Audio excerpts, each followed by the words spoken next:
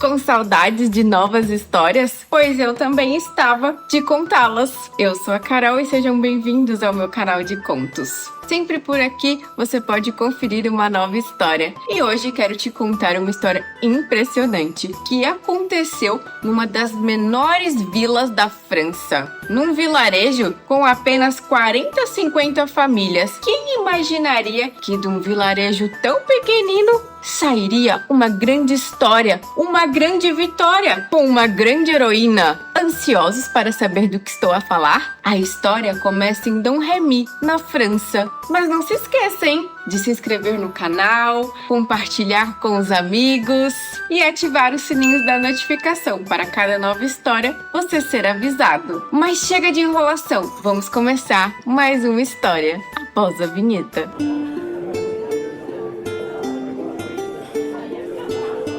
A história de hoje não começou da melhor forma possível. Estamos no século XV, um cenário de guerra, desolação, tristeza, fome e destruição. No ano de 1412, nascia uma jovem menina num vilarejo em Dom Remy, na França. Estamos aqui vivendo uma intensa batalha, irmãos lutando contra irmãos e países guerreando por terras. Inglaterra e França, uma batalha sem fim. E muitos nobres franceses também se aliaram à Inglaterra, traindo seu próprio país.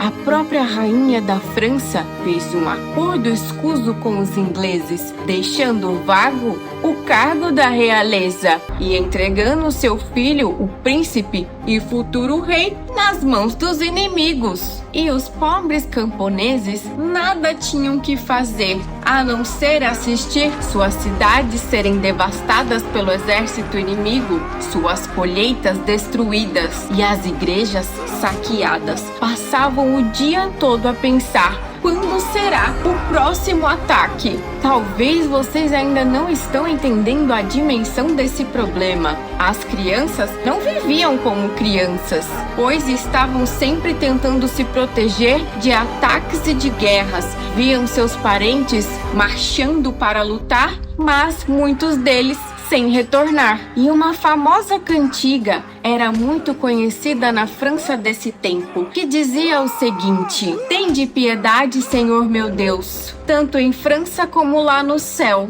Seria uma dor sem esperança que o tão nobre reino da França fosse em uma hora de tentação deixado cair em perdição. O grande reino da França, outrora tão rico e tão próspero, parecia mais deixado às traças. Havia apenas uma camponesinha muito devota, que adorava passar o seu tempo a rezar. Não esperava que os sinos tocassem, convocando os fiéis a orar. O lugar mais bonito do vilarejo certamente era a igreja, e lá havia uma belíssima imagem de São Miguel Arcanjo, aquele que fora revelado como general dos exércitos dos anjos do Senhor. E era lá que a nossa camponesa gostava de ficar. De todas as imagens que ficavam na igreja, a nossa pequena garota, de apenas 13 anos, queria saber tudo sobre eles. Havia uma belíssima imagem de Santa Catarina de Alexandria, Santa Margarida de Antioquia, ambas virgens e mártires, que preferiram morrer do que renegar a nosso Senhor Jesus Cristo e para defender a sua pureza.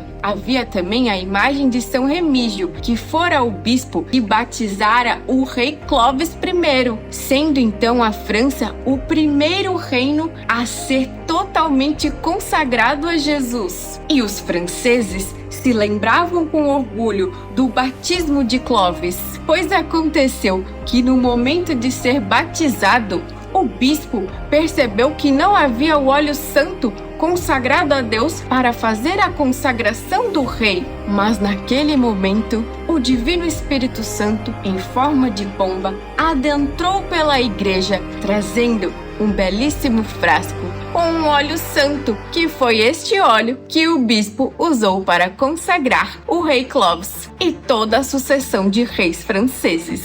Ah, como essas histórias inspiravam e enchiam o coração da nossa camponesa! O que estou a contar agora é história verdadeira. São os fatos, são os feitos de Santa Joana Guerreira. Tanto bem fez ela à França que se tornou padroeira. 90 anos a França viu a Inglaterra avançar pelos domínios franceses para o seu trono usurpar. Era a Guerra dos 100 Anos, que teimava em não findar. E para ser mais complicado, o próprio povo francês quebrou-se em duas facções, o Armagnac e o Borgonhês. Com Armagnacs, Joana, o antigo trono refez. Mas tal Joana quem era?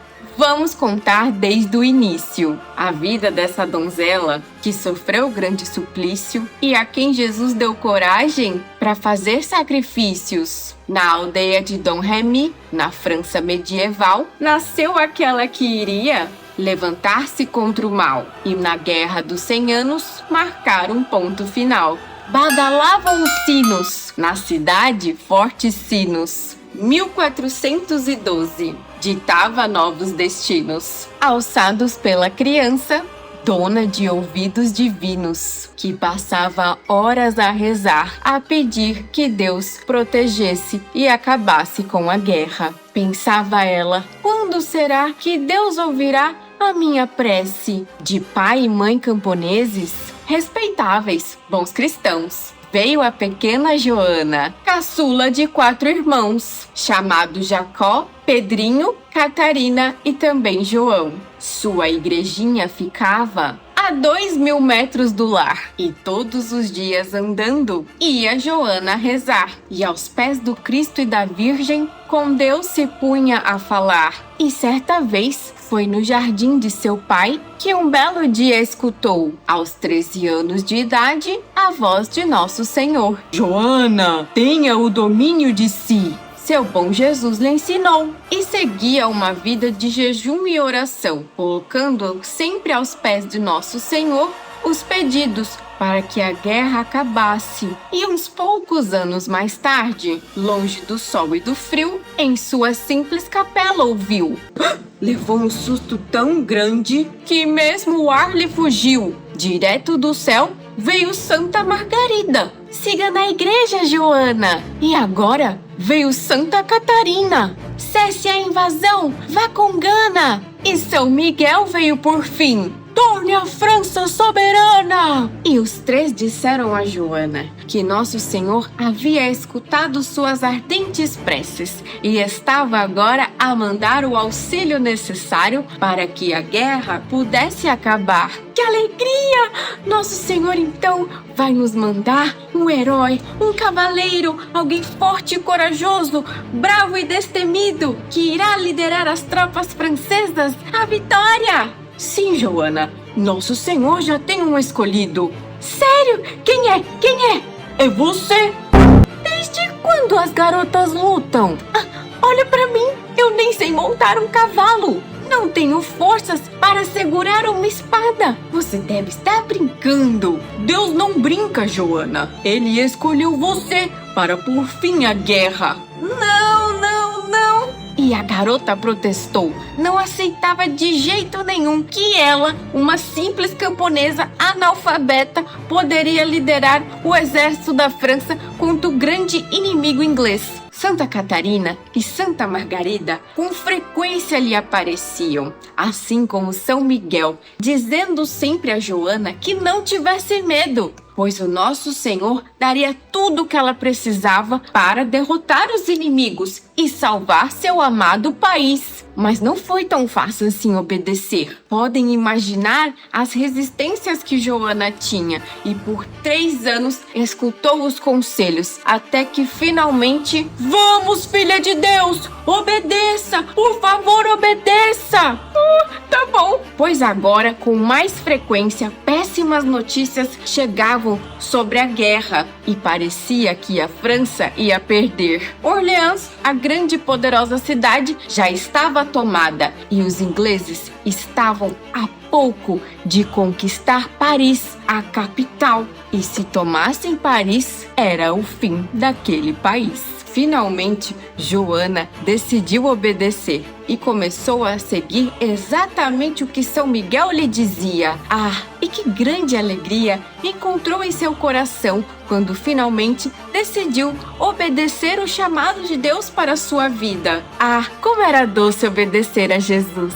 E numa carroça de um parente, sem seu pai desconfiar, foi ao local de Robert de Baudricourt, aquele que era o general responsável, e foi-lhe suplicar: tenho de ver o Delfim para ao seu lado lutar. E apesar do povo francês querer muito se unir para ajudar a vencer o Delfim, o rei estava mais interessado em festanças e comilanças. E Santa Joana rogava a Robert que deixasse-lhe ajudar. Mas claro que Robert, esse armanhaque aliado, desconfiou ser piada. Suponho que seja louca. Mas ela disse acertada: há um combate, Rouvert, e a França está derrotada. Foram chamar um bom padre, experiente e exorcista, para inquirir a vidente dessa derrota imprevista. Está na graça de Deus, minha filha? Foi a pergunta intimista. Oh, se não estou, peço a Deus que junto dela me assente. Se já estou, Deus permita e me conserve e sustente. E ante respostas perfeitas, ficaram todos silentes. Mas ir ao encontro do Delfim, o chefe não permitiu. E com os moradores locais, Joana então se reuniu. Diziam: Nosso Senhor desta missão a incumbiu. E na região de Lorena, sabiam de uma profecia de uma donzela valente que sua nação salvaria. O povo compreendeu. Era chegado o dia. E por fim, na queda de braço, cedeu o governador. Joana então foi escoltada por 6 homens de valor, pelo trajeto arriscado, cercado pelo invasor. Muitos homens caçoaram, é verdade, e juraram nunca seguir o comando de uma mulher, ainda mais de uma camponesa inexperiente. Mas muitos outros, tomados pelo temor a Deus, compreenderam que ela só podia ser enviada por Jesus e a seguiam de bom grado. Com elmo, espada e armadura, foi protegida a donzela. Adeus aos longos cabelos. Ganhou um corte tigela e, disfarçada de homem, ninguém notou que era bela. Com Poulenc e Jean de Metz, seus escudeiros honrados, Joana disse em audiência: para o Delfim deserdado, vim conduzir vossas tropas rumo ao triunfo estimado. Um voto a Deus ela dera, de castidade e serviço, tinha o apoio do povo.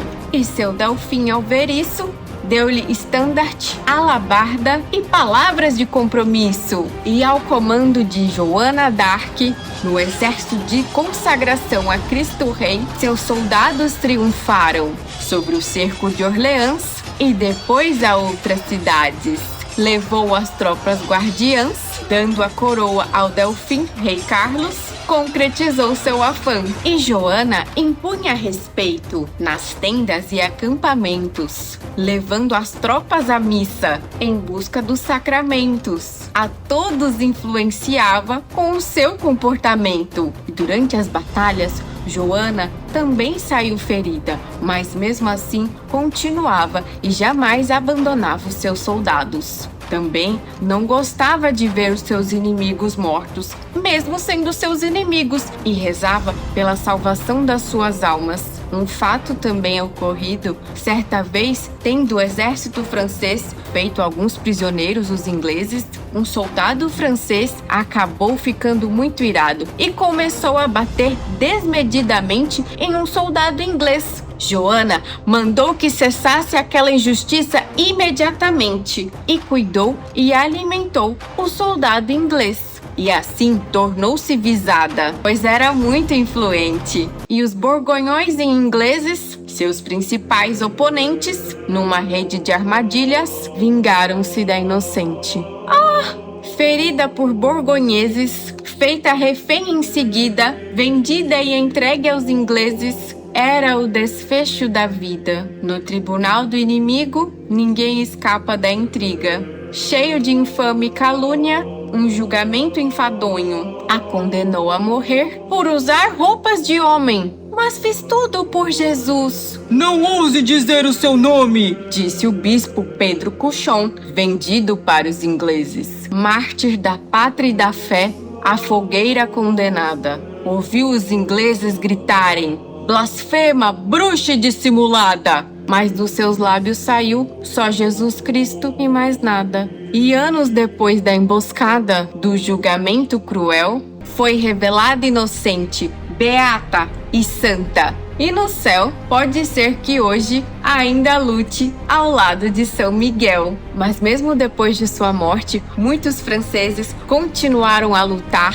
e a oferecer as suas vidas, assim como Joana d'Arc fez. Continuaram a lutar e a guerrear em seu nome e pedir auxílio da santa no céu. E após 7 anos da morte dela, a França finalmente derrotou seus inimigos, expulsando-os todos de sua terra. A sua padroeira encontrava-se feliz e contente, celebrando no céu, ao lado de Santa Catarina e Santa Margarida, suas fiéis companheiras de batalha. Também conta-se que enquanto Joana estava na prisão dos ingleses, aguardando aquele injusto julgamento, Santa Catarina lhe aparecia e lhe dizia: não temas o martírio, aceita tudo de bom grado, oferece tudo a nosso Senhor e em breve estará no paraíso. E no momento de sua morte, uma pomba branca saiu dos seus lábios, mostrando que aquela alma era verdadeiramente habitada por Deus. E hoje ela é a padroeira da França, capaz de unir a todos. E essa é a história de hoje. Espero que vocês tenham gostado e embarcados nessa aventura à França comigo. Fico muito feliz de poder contar essa história, pois Santa Joana d'Arc é uma das minhas grandes santas de devoção e uma grande amiga minha do céu. Se você gostou dessa história, compartilhe com os amigos e até a próxima!